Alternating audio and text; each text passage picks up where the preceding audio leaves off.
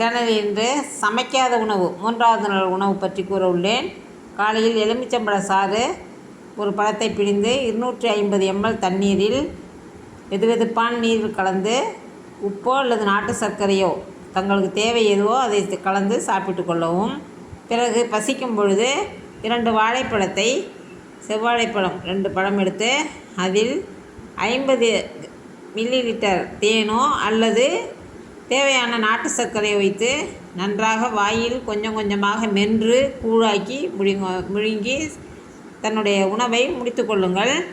மதியம் எடுத்துக்கொண்டோமா, மதியம் இதை எடுத்துக்கொள்வதனால் நன்றாக உங்களுக்கு நல்ல 2 வாழைப்பழமும் வயிறு முழுமையாக பெற்றதாக தெரியும்.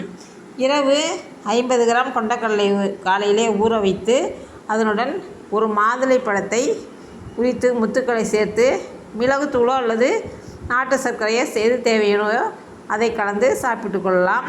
இதுதான் இன்றைய 3வது நாள் உணவு.